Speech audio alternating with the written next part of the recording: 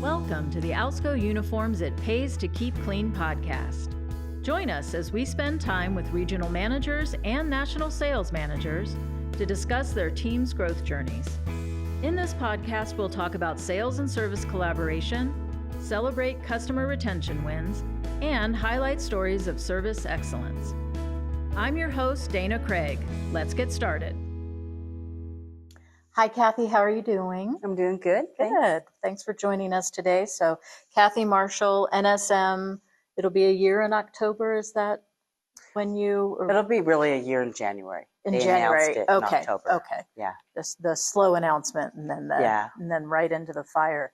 So tell us a little bit. I know you've got some history with Alsco. NSM is not your first role here. So tell us a little bit about your trajectory into the NSM role.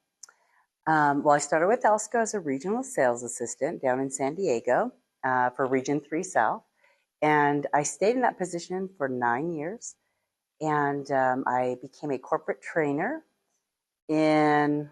Like sales trainer? Yeah, corporate sales trainer. So they started me out with being the web-based trainer and then an ASC trainer. So ASCs were people who upsold into new accounts. And then they gradually put me into the sales consultant training. And I was the corporate trainer and the web-based trainer for about a year and a half all over North America. I felt like I was in Canada the majority of the time. But I was able to meet a whole bunch of people through the web-based training as well. I actually trained Mike Giannetti. He came in when he was in his internship. And then I became a regional sales manager for about 8 years. And then this incredible opportunity to be a national sales manager during Growth is Our Water. Right. Yeah. So you've been kind of practicing for it for a very long time, I would imagine. So how has that, in the first 7 months or so of that journey, what has your team's growth journey looked like, your region and your growth? And tell us again what you cover too. So it's California and beyond, I think. Right. So California, Las Vegas, St. George, Honolulu, Portland, Phoenix, Farmington, and that's it. Okay. So our growth journey has been significant. We have a lot of new people that we've hired on. We have a lot of new regional sales managers that we've hired on. So I think we've done a really good job of keeping the message consistent, aligning with service, production, our RSRs. I think there's an opportunity there. Working together hand in hand through growth meetings, through our blitzes that we've been doing, and onboarding these sales consultants with some decent training and buddies so that long-term there's going to be, tenure and success. Are you, from the sales consultant side, and maybe even RSM, since you've been hiring those as well, how much are we hiring from outside the industry versus being able to get people who maybe have some industrial laundry textile services experience? I'd say it's about 50-50. Okay. Ray Slagle over in San Diego has brought on, I think at one point he had to bring on 3 people. He himself was brand new, and he brought on 2 from outside the industry and 1 transferred over as a DM. Okay. And I think that's about the same, probably a 1-to-2 ratio of bringing people outside of the industry. So far, it's been a challenge to find industry folks up until late, actually. We've been working with Kennedy, and San Diego found one from a competition, and San Francisco, we found a great one, but not from the competition, but with the sales skills necessary for us to bring them on and teach them so that they're going to be successful. Right. And I think I don't know that you necessarily have a preference one way or the other. There's good and bad probably that comes with both. I mean, a really talented salesperson, they're not that concerned about what they're selling.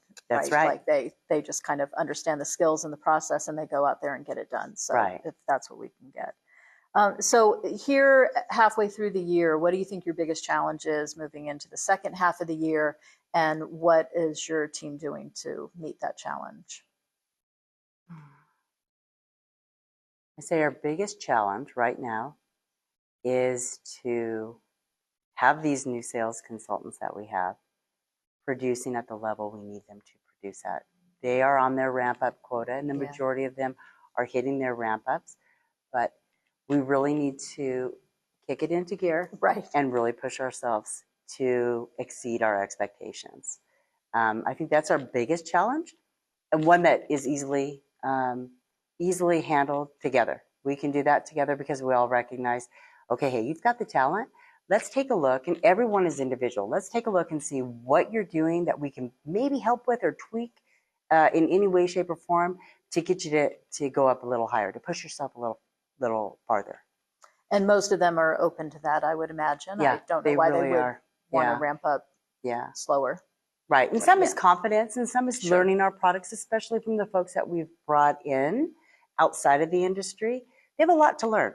Yeah. And so we're partnering them up with our corporate specialists, with our vendors, with me, with the regional sales manager, anything to increase their product knowledge and make them more comfortable. Sure. So they can go out there with confidence and sell. So that's really been our focus this year. We have a lot of good folks on board, but they're just ramping up and building their pipeline. Right. Building that pipeline. We want that target market. Everybody's in a contract. Well, and hopefully the leadsforalsco.com initiative, the lead generation, hopefully that will help that pipeline to get filled a little bit faster. I know Yes. the salespeople are always prospecting, of course, but hopefully other Alsco employees can help to fill that up a little bit faster. I agree. That's what our main hope is. And I'm going to tell you, where we're really aligned in our region very well, but the opportunity that I see throughout Zone 51 and 57 is to partner with our RSRs so that we are true partners in growth. So what that could look like is when you're being onboarded, you spend a week with them. We've got to get on the trucks. We've got to have meetings with them so they know we are together as a team to Right. grow that route. That's what we're focusing on also. Yeah, and Next tenured and talented RSRs, of which we have plenty, maybe they don't see themselves as salespeople, but they're really doing Right. that job every day as they maintain our customer relationships and then look for additional opportunities. Right, and hopping on the truck helps them. We can help them while they help us. Right. Teach them a little bit about how to cold call and upsell, and so that they can maybe, grow their route, make a little bit of money, and then look to the left, look to the right, and share those best practices while you're on the route. Yeah. So I want to take a moment, since we are on video, but also audio, if people are listening on Apple or Spotify, you have maybe not business shoes on today. Can you tell us a little bit about that? A little bit off topic here. So we're on the national sales meeting, and today is Thursday, and it's Sneaker Day. Sneaker Thursday. Somebody's going to win the award for best sneakers. Okay. So that is why I have my Vans. Okay. On. A classic. I like yes, those are fabulous. So best practices and that you're seeing, I'm assuming, have you participated in several growth meetings? I imagine can't be everywhere every week, but what are some best practices that you're seeing at growth meetings in terms of breaking down that relationship and creating better collaboration between sales and operations? Some of the best are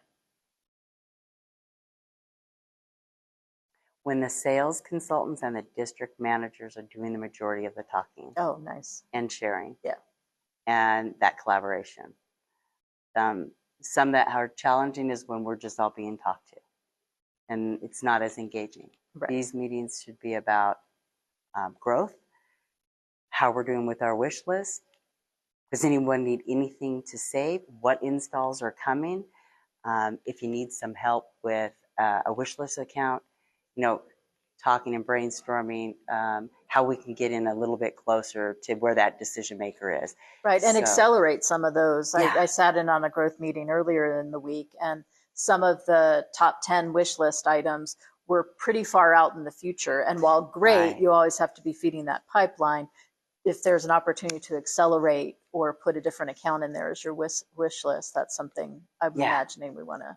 We definitely want it. That should be a dry erase board. Yeah. With marks. What's something that you're particularly proud of this year in terms of having built your team and all the change that's happening? Can you kind of pinpoint something that you were like, oh gosh, didn't see that, wasn't on your bingo card for this year, but you were really excited to see happen? That Haas installation. Yeah. Wow. Moved me and almost every one of them to tears. It was a lot of work. And the way Jaime Ione and Sean, I can never say Sean's last, McGee, our general manager, Yes. our district manager, our service manager, how we all work together. So you attended that installation? Yes. Did you? You did. Okay. Yes. So there's been a lot of planning involved with that, and the alignment and the teamwork of production, service, and sales, and corporate accounts. We have been on a call with Haas pre-install since January, every Wednesday, preparing for this moment. And now we're on a call every Wednesday post-install. And in between, there's a lot of details and a lot of communication that has to happen. And how really Jaime Ione led his team with calmness, and sales consultants who had no skin in the game. Right. All Showed up came in order together. to, that's fabulous. Corbin Whitaker came down, and Yeah. every regional sales manager in our zones were willing to come down and help with that install in any way, shape, or form. Our service manager, our RSR, our district managers, and then our general managers, and then Ruben Franco, who sold it.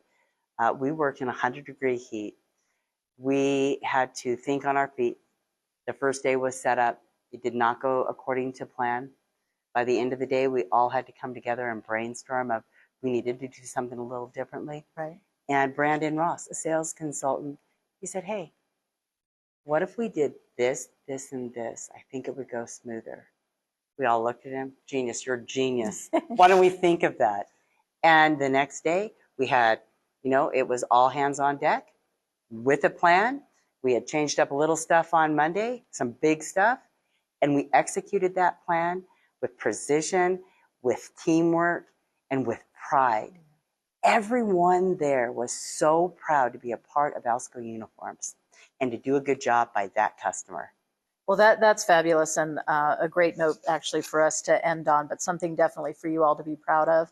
And hopefully that plan, that's like a building block, a seed for you to continue that as you do more growth in your region, in your area. So thank you for joining us today. Appreciate your time. Thank you so much. That's all for today's episode of the It Pays to Keep Clean podcast. Thank you for joining us on this journey through the world of Alsco Uniforms, where we explore the growth and challenges in our industry. Tune in next time for more industry insights, growth strategies, and tales from the field. If you've enjoyed our time together, please leave us a rating and review on Spotify, Apple Podcasts, or wherever you listen to your podcasts. If you want to learn more about our services, visit us at alsco.com. From all of us here at the It Pays to Keep Clean podcast at Alsco Uniforms, thank you for listening. Stay safe, stay clean, and we'll see you in the next episode.